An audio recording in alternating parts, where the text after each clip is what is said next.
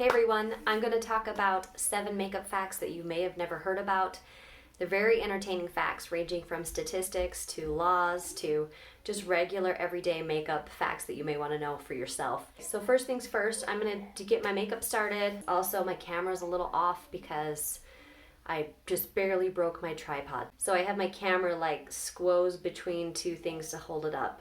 So hopefully this works out and you're not seeing what's in front of the camera. So the very first makeup fact that I wanted to share with you guys has to do with the statistic about how much makeup is purchased and who it's purchased by in the entire world. I will also list where I got these facts from and the websites and the information on where I found them so that you guys can go and check them out for yourselves if you want to. But the very first fact, a quarter of the world's cosmetics is purchased by America alone. Isn't that wild? That's a lot of makeup. I did see a statistic that the majority of makeup purchased is by Caucasian women. And I think it has a lot to do with because Caucasian women don't have as much contrast in our faces. So like you look at me, for instance, I'm kind of on the low on the totem pole for contrast. Like my eyebrows are so light and I don't have very many. My eyelashes are light. All in all, I just don't have a lot of contrast in my face. And research and studies do show that people are attracted to contrast. That's why we like seeing mascara on people's faces. That's why we like eyeshadow and lipstick and blush and contour, etc.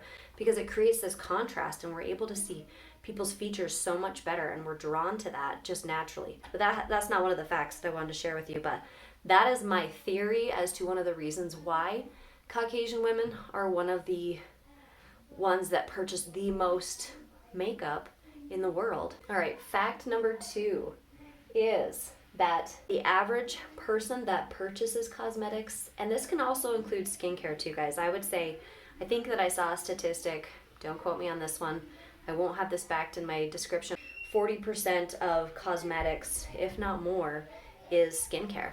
So keep that in mind when I say this number, but the average person spends anywhere from, what does it say? They spend $244 to $313 per month just on cosmetics. That is well above my monthly spending on cosmetics for sure. It's wild. It's crazy. I looked in the mirror and realized I didn't have any eyebrows on. Okay, now I got my eyebrows. Everything is all good. Moving on to fact number 3. There was a study done and there were people that were wearing makeup and there were people that weren't wearing makeup. And then they were rated by another group of people as to how competent they were just by looking at their faces, not knowing them, not talking to them or anything. Side note, it didn't matter if they're wearing light or heavy makeup, at least in this study, but the study had kind of surprising results. And they found with the study that the people that were wearing makeup were considered to be more competent than the group that actually wasn't wearing any makeup at all. According to another source, they're also considered to be more likable when they're wearing some makeup. But in that actual study, they found that they couldn't be wearing super light makeup and not super heavy makeup. It was somewhere in the middle. But they found with the group of people that were wearing just like this medium amount of makeup, they were considered to be more competent and likable overall. So for fact number 4, this one is a really interesting but kind of funny fact. And it took me a while to find the source for this because I wanted to make sure that it actually was true. And it's actually a law. And the law is found in Morrisville, Pennsylvania. And the law basically states that technically women are required to have a permit in order to wear makeup. Now there's a little bit more to this law. It said in a bicentennial year that men who were shaved or women who wore cosmetics had to wear a special pendant. And if they failed to do so, they could be sent to the stocks. And I don't know how to quite interpret that, but when I looked up the stocks, this is what I found, and I thought that was really interesting. Go check out this law for yourself. It was very intriguing. Thank heavens that we don't have to have a law or a permit to wear makeup.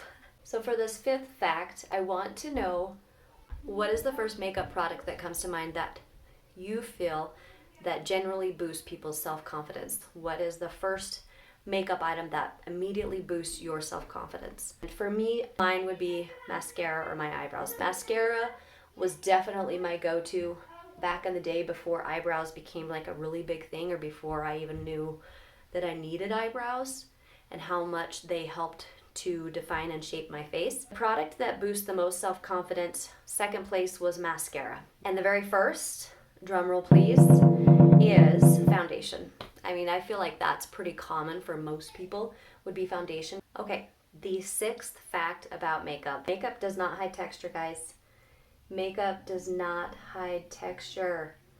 This is such a common misperception amongst, I think, probably mostly young people or people that haven't used much makeup. And that's why I'm bringing this up, because there's a lot of beginners that will see this video, and it may surprise you that makeup doesn't hide texture. Yes, it can hide discoloration and it can give you the illusion of like contours and edges and things like that, but it doesn't hide the texture. Lighting does. Lighting hides texture. If you have a certain angle, you can look like you have no eye bags, but you turn the other way, you're gonna see the eye bags. You know, I know that's not the texture that we're initially talking about with like acne or other types of things, but makeup does not hide texture on the face. So just keep that in mind. Have some realistic expectations with that. Seventh and final fact for this video is that our brains love symmetrical faces. Like when you find the most attractive people to you, they typically have pretty symmetrical faces. Part of the reason why we contour is to help balance out our features. We all of our faces are not symmetrical in one way or another. Have you ever seen a picture of yourself and it looks like what you see in the mirror, and then you see it flip the other way and it just looks all wrong? Well, that is because your face is not symmetrical. Everybody's face is a little bit off when it comes to symmetry, but there's a lot more to it than just side to side. There's also space between the nose and the chin and the eye space and the forehead space, etc. But our brains love symmetry. So that's why if we have a really big forehead, we will reduce it down with contour, or if we don't have any cheekbones and we need some kind of structure along our cheeks to define our face a little bit more, we will create cheekbones, or a jawline if we don't have a jawline. There's a couple different reasons for contour, but one of the reasons is to provide symmetry, and that is because our brains love symmetrical faces, and we want other people's brains to like our faces because that's just how we are. Right, so now I'm gonna go and do my hair. I hope you guys enjoyed the 7 makeup facts that I provided today, and I will share all of the information down below as far as the sources and where I got these makeup facts from. Please let me know in the comments below if you guys enjoyed this video and if you liked these facts, and maybe which one was your favorite. If you guys did enjoy this video, please be sure to like it and or subscribe and hit the notification bell if you decide to do so. That helps me and my content to be seen by more people. I will see you guys next week with another video. Have a great Sunday, and we'll talk to you later.